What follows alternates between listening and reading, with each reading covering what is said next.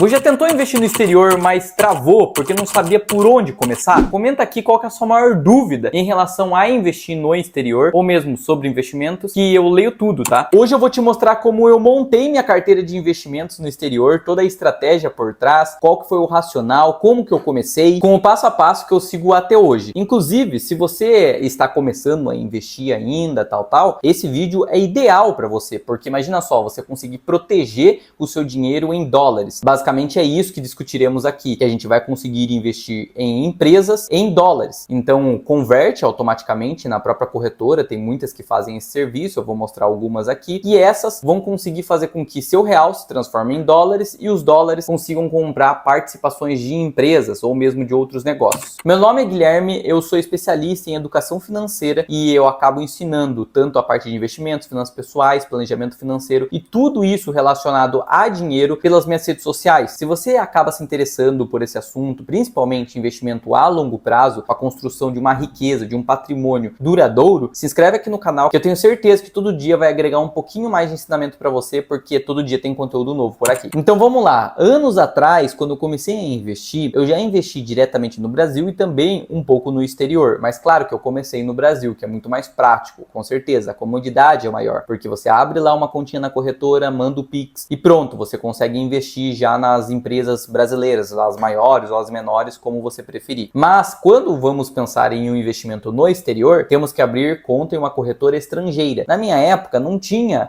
corretoras assim totalmente em português. Hoje em dia tem várias, podemos dar exemplo. Avenue Securities, o próprio Inter, a conta global dele, também tem a Nomad, tem muitas outras aí que você consegue dolarizar parte do seu patrimônio com essas corretoras sendo totalmente em português. Então o inglês, a língua em si já não é uma barreira, porque para mim, na época que eu não sabia tanto assim, eu ainda estava estudando, obviamente era uma grande barreira. E quando você olha os investimentos no exterior, provavelmente vai se deparar com muitas opções, porque no Brasil a gente tem o que? 100 opções, das opções boas mesmo, 20, 30 opções de empresas boas. Lá nos Estados Unidos são inúmeras empresas com lucro, receitas bilionárias, então diversos tipos de aplicabilidade, porque o ecossistema por lá é totalmente diferente. Tem empresas que no Brasil não seria sustentável existir. Por quê? Por conta da questão de imposto, por conta da tributação, por conta da burocracia contábil e todos esses detalhinhos. Como exemplo, a gente vê o café, utilizamos das máquinas das Nescafé, as máquinas todas vindas dessa empresa chamada Nestlé. Essa Nestlé, ela é da Suíça. Então imagina só, por que nós, que somos os maiores produtores de café do mundo, não criamos nossa própria máquina e compramos da Suíça, de uma marca suíça? Por conta já da tributação, que fica mais custoso a gente fazer essa tecnologia aqui. Esses impedimentos político-econômicos fazem com que o nosso país não tenha certas aplicabilidades que nos Estados Unidos teria, entende? Lá é um ambiente mais de livre mercado, então essas grandes empresas a gente vai conseguir se expor por lá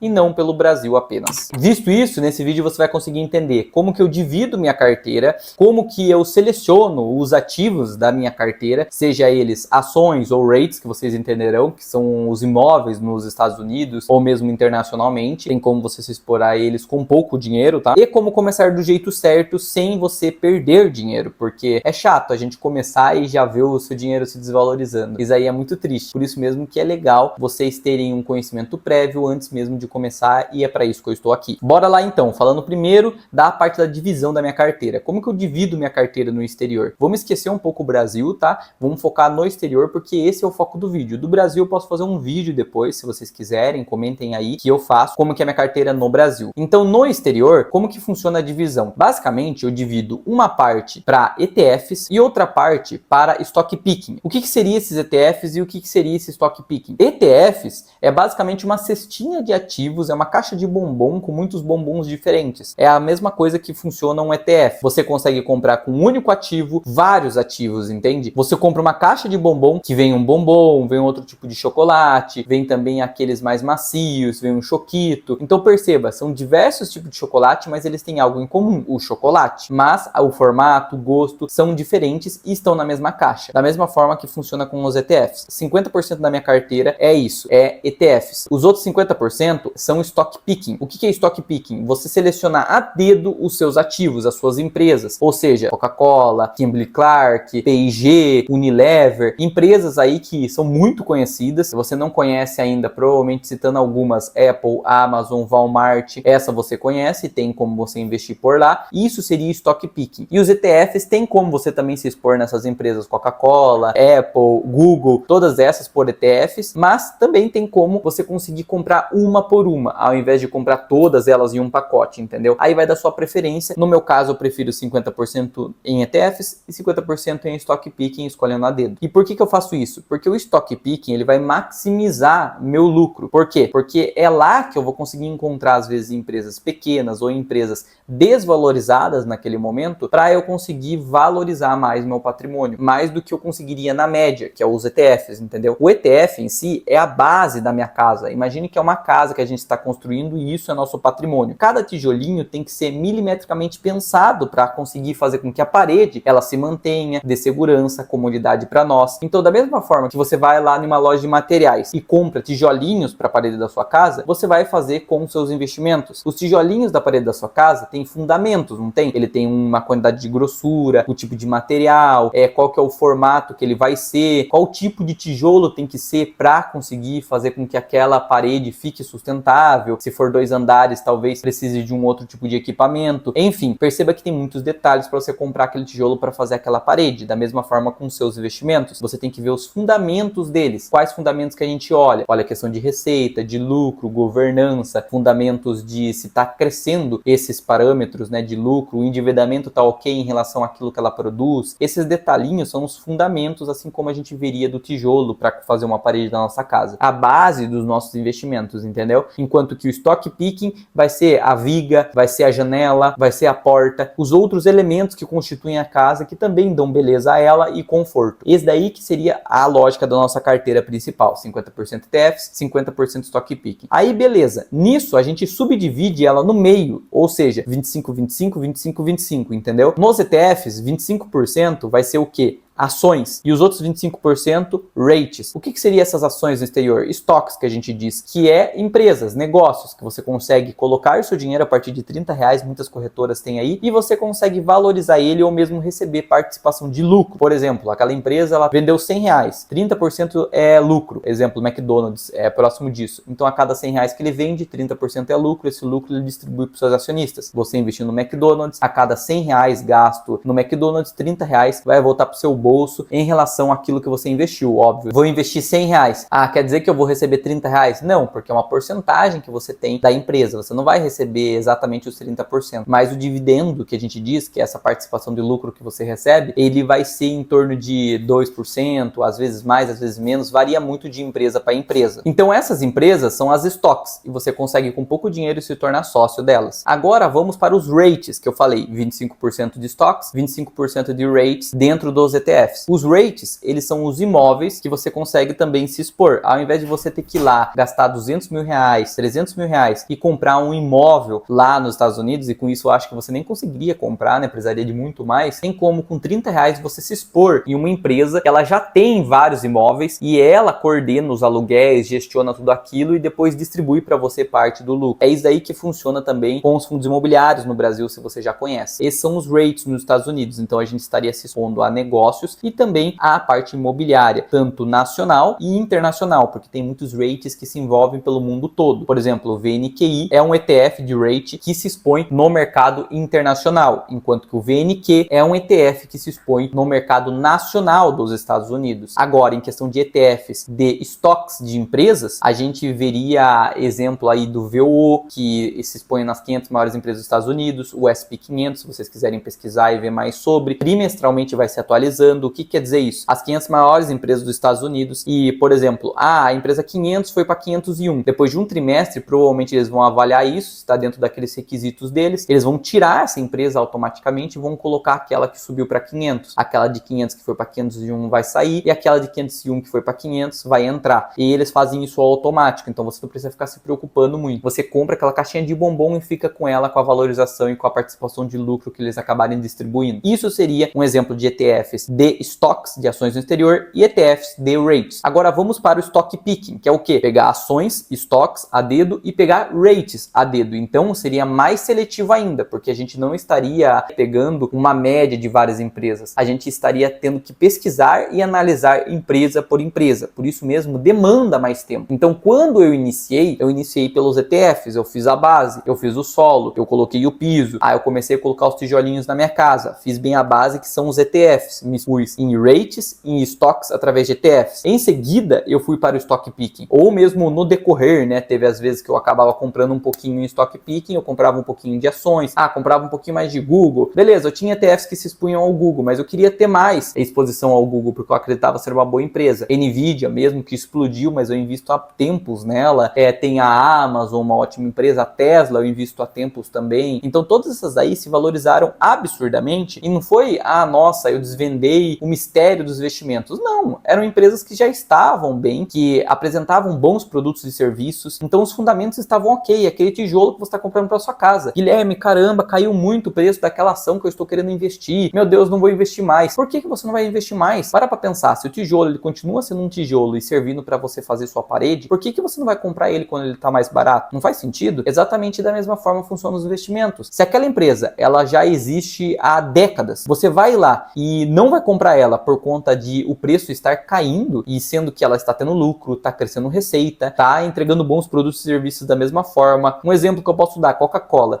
As ações da Coca-Cola caírem, vai fazer com que você não compre Coca? Provavelmente não. A sua família, seus amigos, sei lá se você consome refrigerante, eu mesmo estou cortando isso da minha vida, mas as pessoas que consomem, pensem só, elas vão provavelmente continuar comprando e estão cagando, assim, usando português simples, cagando para o preço da ação. Da mesma forma que você, quando você está construindo a parede da sua casa, você quer comprar o tijolo e você está cagando para o preço daquele tijolo. Beleza, você quer um tijolo mais barato, ok, você vai fazer uma pesquisa de preço ali nas construtoras, no material de construção. Mas perceba que você vai precisar do tijolo, então se ele estiver caro, você vai comprar caro. Se ele estiver barato, você vai comprar barato. Da mesma forma funciona com bons investimentos. O critério que você tem que ter é pesquisar bem para ver se ele é um bom investimento. E aí que entra os detalhes e as minúcias por trás, porque com ETFs tem o índice já realizando isso para você, que é o índice do S&P 500, que são as 500 maiores empresas dos Estados Unidos, ou o índice dos maiores rates, dos maiores imóveis por lá, né, gestores de imóveis por lá, tem tudo isso. Então isso os ETFs fazem para você. Agora no stock picking você mesmo vai ter que fazer essa análise. Por isso que é mais arriscado, mas tem um potencial maior de retorno se você fizer da maneira correta. Portanto, de forma global, minha carteira fica como no exterior? 25% ETFs de stocks, 25% ETFs de rates, 25% stock picking de rates e 25% stock picking de stocks. Então, olha só, escolher a dedo ações e a parte imobiliária por lá, os primos dos fundos imobiliários, a gente pode dizer, não é igual aos fundos imobiliários no Brasil, porque os fundos imobiliários no Brasil, eles não podem se endividar, lá é mais o tipo uma empresa, sabe? Os rates, eles podem se endividar e se alavancar para conseguir cada vez mais imóveis, então tem uma escala maior, isso que é interessante, enquanto que no lado dos ETFs, vocês já entenderam.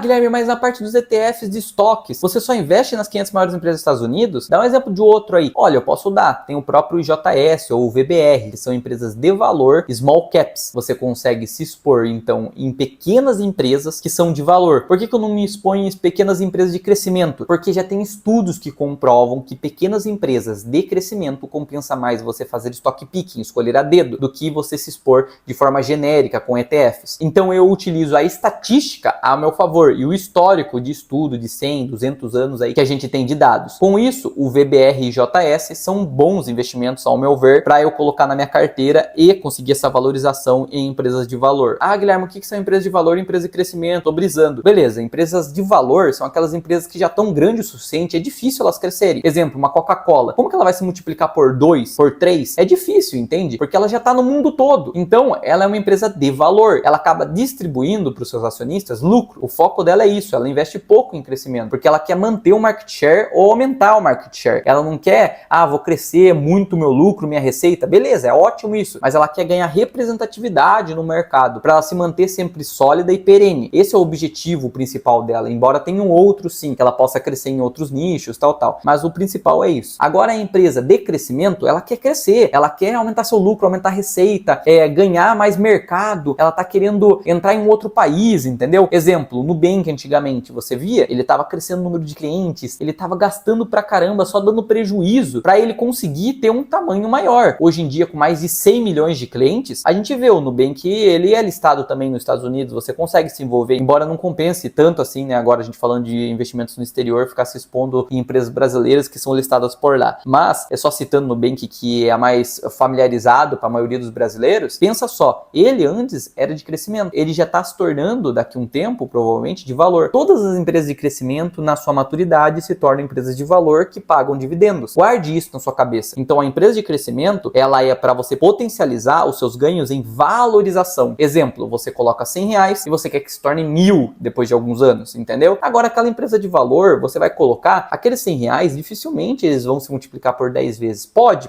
mas é raro, entendeu? Porque é uma empresa de valor. Agora, você pode muito bem, nesse interim, receber parte do lucro dela. E daí, em recebimento de parte do lucro, você pode, assim, receber 900 reais da participação de lucro referente àquilo que você investiu. Então, note, são lógicas diferentes e óbvio que a gente tem que também diversificar dentro disso. Em stock picking, a gente foca naquilo que é de crescimento e em ETFs, a gente foca naquilo que é de valor, preferencialmente. Não quer dizer que impede você de investir em crescimento com ETFs e em valor em stock picking. Aí vai da sua escolha. Mas eu estou falando que tem estudos que comprovam que escolher a dedo empresas de crescimento, negócios de crescimento, compensa mais do que através de forma genérica como ETFs. E o vice-versa, né? A parte de valor compensa mais você se expor através de ETFs, porque são empresas já bem consolidadas, então você pega a média, tá tudo ok. É difícil você achar um preço justo dentro disso, entendeu? É um conceito de mercados eficientes e ineficientes. Resumindo aqui para você, para não ficar muito extenso, não me alongar muito no vídeo, entenda que quando a empresa é de valor, ela é muito grande, muita gente está vendo ela, muita gente acompanha ela. Então é difícil você achar uma pechincha, entendeu? Você achar ela desvalorizada. Normalmente ela vai estar com o preço justo. Então se tá 100 reais, é 100 reais. Se tá 90 reais, é 90 reais. Claro que não são em reais, são em dólares, mas aqui eu tô colocando exemplos em reais para ficar dentro da sua realidade, entendeu? Mas se a ação dela tá esse valor, perceba que tá próximo do justo, porque é um mercado eficiente que a gente diz. Agora, os mercados ineficientes são as empresas de crescimento menorzinhas. Essas menorzinhas, small caps que a gente fala, elas têm menos pessoas olhando. E com menos pessoas olhando, obviamente, tem um potencial maior de crescimento e às vezes elas estão bem descontadas. Vamos dizer que a empresa tá 80 reais e ela vale 120, às vezes 200. O Nubank mesmo teve épocas que ele estava bem desvalorizado, agora começou a valorizar de novo. Ou outras startups que a gente vê no exterior. A Tesla tinha sido uma startup, hoje em dia ela já está bem grande. A Nvidia já foi também uma startup. Toda empresa já foi uma startup. E depois ela acabou se tornando uma empresa de valor. Cresceu tanto assim. Hoje empresas aí trilionárias como Apple, Google, Amazon. Vemos, imagina só, isso daí é difícil você multiplicar por 2. 1 trilhão para 2 trilhões. É muito dinheiro. Agora, 1 milhão para 2 milhões, 10 milhões para 20 milhões, não é tanto assim, entende? Na ótica empresarial e corporativa que eu estou falando. Claro que para nossa realidade, óbvio, é bastante dinheiro. Portanto, vamos para alguns exemplos de ativos que eu escolhi na minha carteira. Eu já expliquei o porquê eu escolhi eles, né? E vou dar um exemplo de ativos stocks, ou seja, ações que eu escolhi a dedo e deu muito resultado. A primeira que eu posso falar para vocês é a Chipotle, que é um lugar para comer, né? Comida mexicana. Então é bem interessante. Nos Estados Unidos cresceu bastante. Na época que eu investi, eu lembro que bastante gente comentava dele e tal. Até nas redes sociais, alguns gringos que eu seguia comentavam. E isso daí fez com que eu olhasse de outra forma, com outra perspectiva para a empresa, investindo nela quando ela não estava tão valorizada assim. Tem outra empresa que é a Tesla, é uma baita empresa, eu acredito que vocês conhecem o carro da Tesla hoje em dia, mas antigamente não era tão conhecido assim. Outra, a Costco ou a Dollar General, que são empresas mais de varejo, de vendas, assim, tipo uma Havan, sabe? Mas é diferente, ele acaba vendendo alimentos também e tal. A Costco é mais na questão de venda de atacado, enquanto que a Dollar General, ela foca mais em para vender para províncias. Aqui na Argentina, eu acredito que tem bancos que são assim. Exemplo, o próprio Cuenta DNI, que na Argentina é uma empresa desse jeito, focado mais para serviços para as pessoas de províncias. Então, isso daí é interessante. Empresas específicas de um micro nicho, nano nicho, ela consegue ganhar muito mercado, porque aquela empresa grandona, ela quer abraçar tudo, enquanto que a pequenininha, ela vai pegar aquele mercado, vai conseguir abocanhar bastante e depois vai indo para outras cidades intrínsecas e expandindo, conseguindo mais lucro, mais receita. Foi assim que a DG, Dollar General, conseguiu crescer. E muitas outras empresas, são apenas alguns exemplos que eu dei para vocês. Embora varejo eu não goste muito, tá? Mas lá nos Estados Unidos eu acabei comprando mais do que eu compro no Brasil. No Brasil eu não gosto muito de me expor em varejo. Já por aquilo que eu falei para vocês, que no Brasil temos poucas opções e opções assim não tão sustentáveis. Sempre tá mudando uma coisa ou outra. Exemplo, Ricardo Eletro. Não sei para quem é mais velho, lembrava que Ricardo Eletro era enorme. E hoje em dia a gente vê Ricardo Eletro? Não, porque basicamente faliu, entendeu? A margem do varejo é muito pequena, então é legal você investir em empresas com margem líquidas maiores. O que é margem líquida maior? Margem líquida maior é aquela parcelinha daquilo que vai pro bolso da empresa do que ela vende. Exemplo, eu vendi algo de R$100, um serviço ou produto. Se R$20 vai pro meu bolso de lucro, porque R$80 eu tive de custo com funcionários, com maquinário, com tudo aquilo, R$20 veio pro meu bolso, minha margem líquida é 20%, porque é o quanto de lucro eu tenho em relação àquilo que eu vendi. Então, margem líquidas maiores é mais interessante a empresa, porque a empresa vai conseguir se sustentar mais, já que cada coisa que ela vende, ela consegue muito mais lucro, entendeu? Agora, quando a gente vê farmácia, varejo, a parte de aviação, tudo isso são margens bem pequenas e às vezes muitas empresas operam num prejuízo. Isso daí eu não gosto, são setores que eu acabo excluindo. Esse já é um tipo de conselho para vocês olharem com mais detalhes, com mais atenção, porque eu não tô dizendo que vocês têm que seguir a mesma coisa que eu, mas é o que eu utilizo, tá? Empresas muito ligadas com o Estado também, eu não gosto muito, principalmente no Brasil, que com uma canetada pode mudar tudo e mudando a gestão pode afetar o lucro, receita, tal.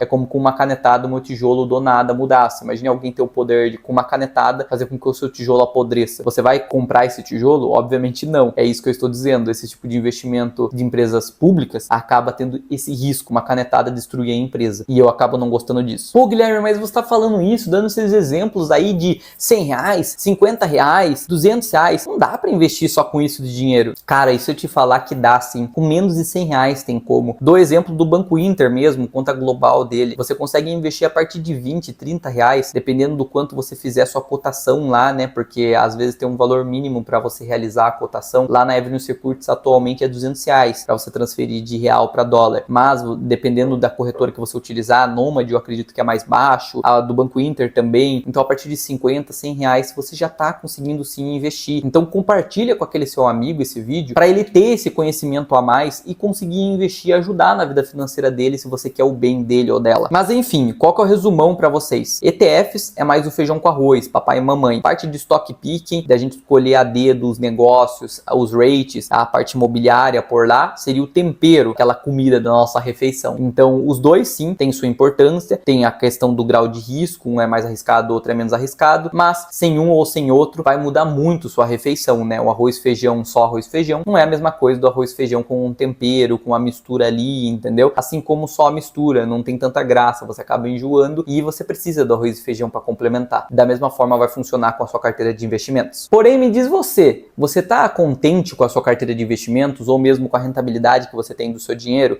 Se você tá deixando dinheiro parado no banco, espero que você esteja deixando pelo menos em uma conta remunerada, né? Porque se você não tá em conta remunerada, já tá perdendo uma baita grana. Imagina só, em 2024, nossa moeda acabou se desvalorizando mais de 20%. Teve patamares de 27%. Há essa desvalorização do nosso poder de compra por conta do dólar, que basicamente tudo é cotado em dólar, né? A gente come dólar, embora tenha gente que não fale que a gente come dólar, a gente come, porque as commodities, questão de trigo, questão de feijão, milho, tudo isso é cotado em dólar. E isso aí é uma comida, ou pelo menos a matéria-prima para fazer determinadas comidas. Então, se o dólar ele acaba se valorizando, obviamente vai ficar mais caro no médio, longo prazo, essas coisas para nós. Claro que teve desvalorização, valorização, mas analisando 2024, o brasileiro teve uma perda de poder de compra acima de 20%, poder de compra internacional que eu digo. Então, quem deixou 1 milhão parado num cofre já tem um poder de compra de 800 mil, enquanto que aquela pessoa que deixou uma conta remunerada, teria quanto? Uns 900 mil, perdeu 10% de poder de compra. Mesmo assim, perdeu. Por quê? Porque a Selic, os investimentos que você deixa, às vezes, parado em conta remunerada, Nubank, IT, C6, PagBank, esses daí, eles acabam pagando uma porcentagem do CDI. Essa porcentagem do CDI, muitas vezes, não vence a valorização do dólar. Por isso mesmo, dá a importância de você investir no exterior. Não adianta apenas investir no Brasil ou deixar em conta remunerada. Isso daí não é suficiente para proteger seu poder de compra. Você está contente com essa rentabilidade que você está tendo? Ou mesmo com nenhuma rentabilidade que você está tendo? Não é legal você ter uma valorização? E aqui eu digo, o próprio S&P 500 que eu falei para vocês, das 500 maiores empresas dos Estados Unidos, em 2024 se valorizou mais de 60%, passando para reais, né? Contando a valorização também da moeda do dólar em relação ao real. Além do negócio em si que você estaria investindo, teria a valorização da própria moeda ou desvalorização da nossa moeda. Então imagina só você conseguir ganhar duplamente. É isso que os investimentos no exterior conseguem te proporcionar. Aqui no canal eu acabo ensinando passo a passo muitas das coisas, mas se você quiser um acompanhamento mais personalizado, tem minha plataforma 7A PCV. Clica no link aqui na descrição e confere lá que tem um vídeo explicando também também detalhes por trás dela, o que você consegue encontrar e também aprendendo do zero a se tornar um investidor de sucesso, tanto no Brasil, quanto no exterior, quanto em criptomoedas e muitos outros investimentos alternativos, fazendo com que você, não precisando saber matemática e com as ferramentas corretas, através de uma abordagem que funciona, alcançar seu objetivo muito mais rápido, seu objetivo de vida, sonho ou da sua família. Por fim, se esse vídeo te ajudou em algo, curte aqui o vídeo. Se não te ajudou em nada, não precisa curtir, é só para ouvir o feedback de vocês, se tá legal o conteúdo, se não tá. Se tem alguma crítica, alguma coisa a mais que vocês queiram saber, coloca também nos comentários, que eu leio todos, como eu já falei no início do vídeo, para conseguir fazer com que aqui no canal a gente consiga contribuir com mais e mais e mais conhecimento para nossa sociedade, porque os brasileiros, o que eles precisam é de educação financeira. Quando os brasileiros tiverem maior educação financeira, eles vão ser independentes financeiramente e vai fazer com que muita gente fique muito mais feliz